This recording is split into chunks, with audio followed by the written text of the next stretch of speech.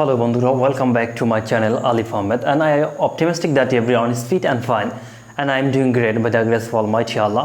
So আপনি কি ইংরেজি শিখতে চান, আপনি কি ইংরেজিতে কথা বলতে চান, তো তাহলে আজকের এই ভিডিওটি আপনার জন্য। আমরা অনেকেই ইংরেজিতে কথা বলতে চাই এবং আমরা অনেকেই ইংরেজি শিখতে চাই, কিন্তু আমরা কোনো একটা ওয়ে পাচ্ছি না বা আমরা জানি না যে কিভাবে ইংরেজি শুরু করলে খুব ভালোভাবে আমরা ইংরেজিতে কথা বলতে পারবো। তো মূলত আজকের ভিডিওটি সেজন্যই বানানো, যাতে করে আপনারা একটা প্রপার গাইডলাইন নিয়ে খুব ভালোভাবে ইংরেজি চর্চা করতে পারেন এবং কিভাবে চর্চা করলে আপনি খুব সহজে ইংরেজি শিখতে পারেন। তো বন্ধুরা, চলুন ভিডিওটি শুরু করা যাক। ফার্স্ট অফ অল, ধরে নিলাম you are a baby boy, you know nothing, মানে আপনি ইংরেজির কিছুই জানেন না, যে ইংরেজি কিভাবে শুরু করতে হবে আপনি কিছুই জানেন না। তো আজকে এই ভিডিওটি আপনার জন্য। আপনি একদম শুরু থেকে, আজকে আমরা একদম শুরু থেকে শুরু করব, মানে ABCD থেকে। তো ABCD থেকে আমরা শুরু করব। তো আমাদেরকে জানতে হবে, এরপরে জানতে হবে আমাদেরকে পার্সন কত প্রকার, কী পার্সনের ব্যবহারগুলো জানতে হবে, আমাদেরকে পার্টস অফ স্পিচ জানতে হবে, আমাদেরকে গ্রামারের অন্যান্য আরও যত স্ট্রাকচার আছে যেমন টেন্স আছে এগুলো জানতে হবে। কিন্তু এগুলো আমরা ধীরে ধীরে ডে বাই ডে আস্তে আস্তে প্রত্যেকটা ক্লাসে এগুলো আমি ক্লিয়ার করে দিব আপনাদেরকে। তো আজকের ভিডিওতে আমরা একদম শুরু থেকে শুরু করব। আমাদেরকে জানতে হবে সেটা হচ্ছে লেটার। তো লেটারে আমরা যেগুলো 26টা অক্ষর আছে তো ওগুলো সেম থাকবে, তার ভিতরে কিছু আছে যেমন এই, এটার ব্রিটিশ প্রনাউন্সিয়েশন হবে এ। তো এরপরে হচ্ছে জে, তারপরে খে,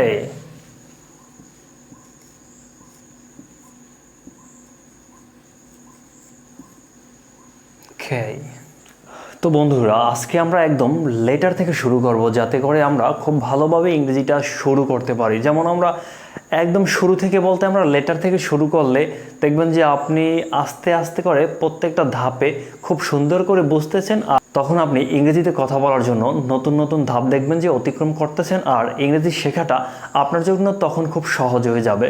আমি এখানে লিখে দিয়েছি কিছু ইংরেজি লেটারের ভিতরে কিছু প্রনাউন্সিয়েশন আছে যেগুলো হচ্ছে যে ব্রিটিশ প্রনাউন্সিয়েশন খুবই আলাদা, যেটা আমরা সচরাচর ভুল করে থাকি। তো সেক্ষেত্রে আজকে আমি এটা বোর্ডে লিখে দিয়েছি। যেমন এ, এটা হবে এই, তারপরে জে, এটা কিন্তু জে হবে না, এটা হবে জে। তারপর হচ্ছে খেই, তারপরে হচ্ছে ফি, এটা পি হবে না, এটা সঠিক প্রনাউন্সিয়েশন হয়েছে ফি। তারপরে হচ্ছে খিউ, তারপর হচ্ছে খিউ। তা আমাদেরকে এই 5টা মনে রাখতে পারলে দেখবেন যে বাকি প্রনাউন্সিয়েশনগুলো আপনি খুব সুন্দরভাবে বুঝতে পারছেন। তো আমাদেরকে মনে রাখতে হবে এই, তারপরে জেই, তারপরে খেই, তারপরে ফি, তারপরে খিউ। যেমন এটা হবে এই বল,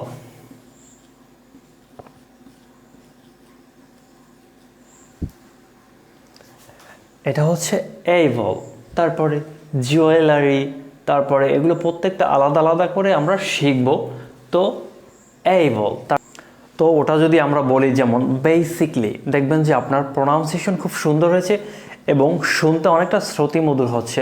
তো এর জন্য আমাদেরকে প্রত্যেকটা লেটারের প্রপার উচ্চারণ শিখতে হবে। তো আপনি বাকিগুলো যেটা আছে ওটা মোটামুটি সেম, কিন্তু এখানে যে 5টা আছে এই 5টা একটু ভিন্ন। যেমন এই, জেই, হেই, ফি, তারপরে হচ্ছে খিউ। তো প্রিয় বন্ধুরা, আমরা জানি যে পাশাপাশি কয়েকটি লেটার বসে একটি ওয়ার্ড তৈরি হয়, মানে একটা অর্থ তৈরি হয়, আর সেটাই হচ্ছে একটা ওয়ার্ড।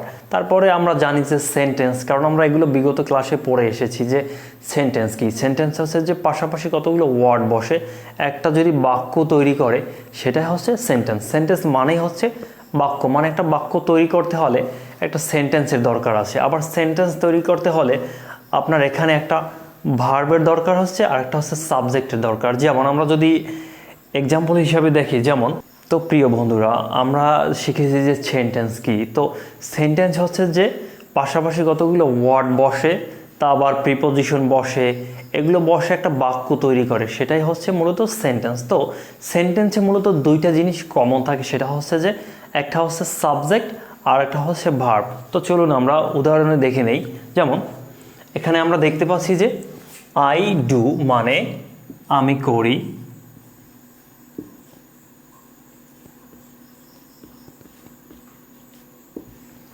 এখানে আমরা দেখতে পাচ্ছি যে আই ডু, আই হচ্ছে সাবজেক্ট আর ডু হচ্ছে ভার্ব। তো ভার্ব কি? তো বন্ধুরা, ভার্ব হচ্ছে কোনো কাজ সম্পাদিত হওয়া মানেই হচ্ছে ভার্ব। মানে যেমন আমরা করিতেছি, খাইতেছি, এটা করতেছি, ওটা করতেছি, সে এটা করে, সে ওটা করে, তো এগুলো সম্পূর্ণ সবগুলি হচ্ছে ভার্ব। তারপরে সাবজেক্ট মানে যাকে আমরা ধরি, যাকে নিয়ে আমরা আলোচনা করি, সে হচ্ছে সাবজেক্ট। তো সেন্টেন্সকে কি থাকে, দুইটা জিনিস কমন থাকে, যেমন সাবজেক্ট আর একটা থাকে ভার্ব। তো এটা আমরা শিখলাম। তো এরপরে আমাদেরকে যেটা শিখতে হবে সেটা হচ্ছে পার্সন।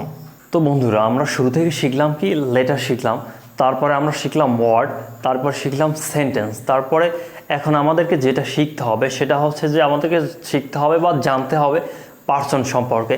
তাহলে আপনি দেখবেন যে আপনি একটা বাক্য তৈরি করতে সক্ষম হয়েছেন। তো পার্সন যেটা হচ্ছে, পার্সন হচ্ছে মূলত তিন প্রকার: ফার্স্ট পার্সন, সেকেন্ড পার্সন এবং থার্ড পার্সন। আমরা ফার্স্ট পার্সন যদি আমরা একদম সহজভাবে বলি, যেমন আমি এবং আমরা, আমি এবং আমরা হচ্ছি ফার্স্ট পার্সন।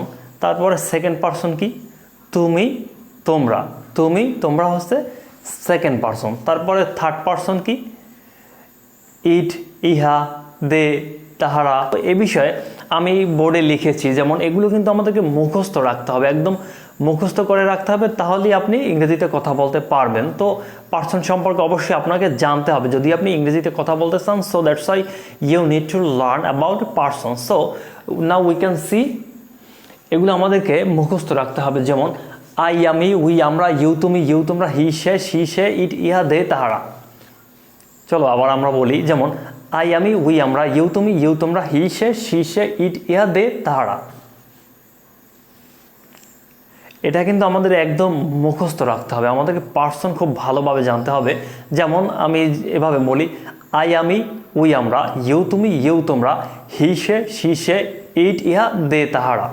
তো আই, আমি এবং আমরা, এটা হচ্ছে ফার্স্ট পার্সন। তারপরে হচ্ছে তুমি, তোমরা, এটা হচ্ছে সেকেন্ড পার্সন।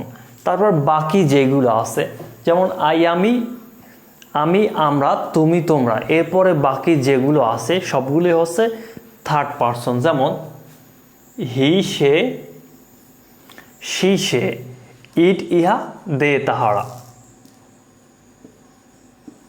তো আমরা দেখতে পাচ্ছি যেমন হি, সে, শি, সে, ইট, ইহা, দে, তাহারা, এরকম আরও যতগুলো আছে সবগুলোই কিন্তু থার্ড পার্সন। তো আমাদেরকে পার্সন সম্পর্কে খুব ভালোভাবে একটা ধারণা নিতে হবে।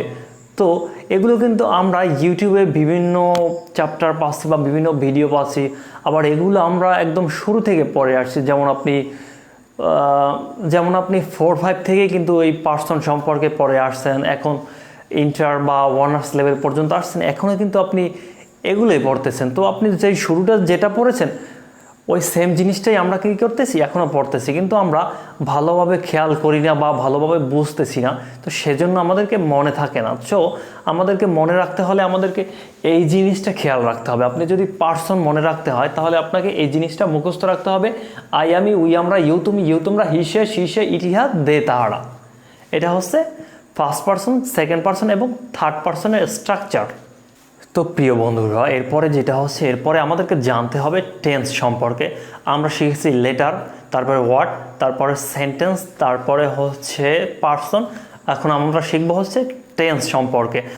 আজকে আসলে আমি একটা বেসিক ধারণা দিয়ে যাচ্ছি আপনাদেরকে, যাতে করে এই সব ধারণাগুলো আপনি খুব সহজেই কাজে লাগিয়ে এগুলো শিখতে পারেন। তো আপনি শিখতে পারবেন টেন্স, আপনি শিখতে পারবেন সেন্টেন্স, আপনি শিখতে পারবেন হচ্ছে লেটার, আপনি শিখতে পারবেন পার্সন সম্পর্কে।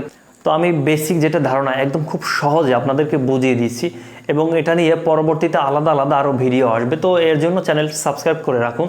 তো আমরা এখন শিখবো হচ্ছে টেন্স। টেন্স হচ্ছে একটা কাল।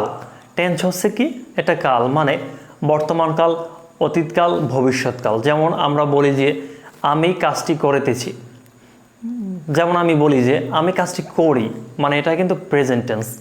আবার হচ্ছে যে আমি কাজটি করেছিলাম, এটা পাস্ট টেন্স। আবার আমি কাজটি করব, যে আমি যেটা ভবিষ্যতে করব ওটা হচ্ছে ফিউচার টেন্স। আর যেটা আমি করেছি ওটা হচ্ছে কিন্তু পাস্ট টেন্স। আবার আমি যেটা করি সেটা হচ্ছে প্রেজেন্ট টেন্স, মানে বর্তমানে যেটা প্রেজেন্ট মানে হচ্ছে বর্তমানে আমি যেটা করতেছি ওটা হচ্ছে প্রেজেন্ট টেন্স।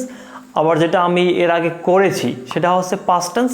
আবার আমি যেটা করব, আমি ভবিষ্যতে যেটা করব সেটা হচ্ছে যে ফিউচার টেন্স। তো আমি এখানে একটা লম্ব এঁকেছি। তো লম্ব আঁকতে আমাদের লম্বের থেকে কি লাগে? ল, ম এবং ব লাগে। এই তিনটি শব্দের দরকার। আর এই তিনটে দিয়ে আমি টেন্স শিখবো। যেমন একটা কুলু, এটা হচ্ছে একটা কুলু। তো এই তিনটে দিয়েই আমি একটা টেন্স শিখাবো আপনাদেরকে। কোনো বাক্যের শেষে যদি ল এবং ম থাকে এটা হচ্ছে পাস্ট টেন্স। মানে যদি আমরা উদাহরণ হিসাবে দেখি যে কোনো বাক্যের শেষে যদি ল এবং ম থাকে সেটা হচ্ছে পাস্ট টেন্স। যেমন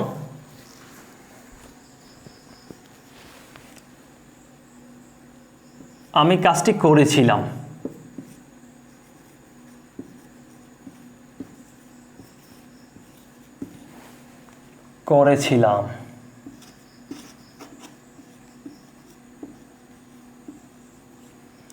যেমন আমি কাজটি করেছিলাম, এখানে কি আছে? ম আছে, মানে বাক্যের শেষে কিন্তু ম আছে। তো আমি কি বলেছিলাম?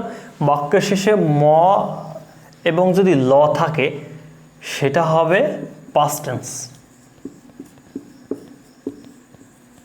সেটা হচ্ছে পাস্ট টেন্স। তো এখানে আমরা যদি ল দিয়ে দেখি, যেমন সে কাজটি করেছিল, বাক্যের কি শেষে একটা ল আছে। বাক্যের শেষে ল থাকা মানে হচ্ছে সেটা হচ্ছে পাস্ট টেন্স। আমরা শিখিয়ে দিয়েছিলাম যে সেটা হচ্ছে পাস্ট টেন্স। আবার বাক্যের শেষে যদি ম থাকে সেটা হচ্ছে পাস্ট টেন্স। যেমন আমি কাজটি করেছিলাম, এখানে ম আছে। যেমন বা আমি ঘুমিয়েছিলাম, সেটা কিন্তু পাস্ট টেন্স। আবার সে কাজটি করেছিল, সে খেয়েছিল, সে গিয়েছিল, এগুলো হচ্ছে কিন্তু পাস্ট টেন্স। মানে শব্দের শেষে বাক্য শেষে ল আছে এবং বাক্য শেষে ম আছে। তো এখন আমরা বয়ের ব্যবহার শিখব। মানে কোনো বাক্যের শেষে যদি ব থাকে তো সেক্ষেত্রে বাক্যের শেষে ব থাকলে সেটা হবে ফিউচার টেন্স। মানে আমি কাজটি করিব, আমি কাজটি করিব বা সে কাজটি করিবে। বাক্যের শেষে যদি ব থাকে সেটা হচ্ছে ফিউচার টেন্স। তো এখানে আমরা একটা এক্সাম্পল দিলাম, যেমন আমি কাজটি করিব, মানে শব্দের শেষে ব আছে, সেটা হচ্ছে ফিউচার টেন্স। মানে আমি সেখানে যাব, বাক্যের শেষে ব আছে, সেটা হচ্ছে ফিউচার টেন্স। মানে আমি ঘুমাবো, বাক্যের শেষে ব আছে, এটা হচ্ছে ফিউচার টেন্স। একদম সহজ ভাষায় আপনি যদি ভালোভাবে ভিডিওটা খেয়াল করেন দেখবেন আপনি খুব সহজেই বুঝতে পারতেছেন। তো বাক্যের শেষে যদি ল এবং ম থাকে সেটা হচ্ছে পাস্ট টেন্স। আবার শব্দের শেষে যদি ব থাকে এটা হচ্ছে ফিউচার টেন্স। এরপরে কি থাকে? শব্দের শেষে যদি ল, ম এবং ব একটাও না থাকে সেটা কি? আমি আশা করি যে সবাই এটা বুঝে গেছেন, সেটা হচ্ছে প্রেজেন্ট টেন্স। মানে আমি কাজটি করি, বাক্য শেষে কিন্তু ল এবং ম নাই, তার মানে হচ্ছে এটা হচ্ছে প্রেজেন্ট টেন্স। মানে সে কাজটি করে, বা আমি খাই, আমি ঘুমাই, তো এগুলো হচ্ছে প্রেজেন্ট টেন্স। মানে বাক্যের শেষে ল এবং ম নাই, সেটা হচ্ছে প্রেজেন্ট টেন্স। আর বাক্যের শেষে যদি ল এবং ম থাকে সেটা হচ্ছে পাস্ট টেন্স। আবার যদি বাক্যের শেষে ব থাকে সেটা হচ্ছে ফিউচার টেন্স। তো বন্ধুরা, পরবর্তী ভিডিওতে এগুলো নিয়ে আমি আলাদা আলাদা এক্সপ্লেন করব যাতে আপনারা খুব সহজে বুঝতে পারেন। তো আজকের ভিডিওটি এ পর্যন্তই। ভালো লাগলে অবশ্যই চ্যানেলটি সাবস্ক্রাইব করুন এবং বেল বাটনে ক্লিক করুন। তো বন্ধুরা, নমো টুডে, আল্লাহ হাফেজ।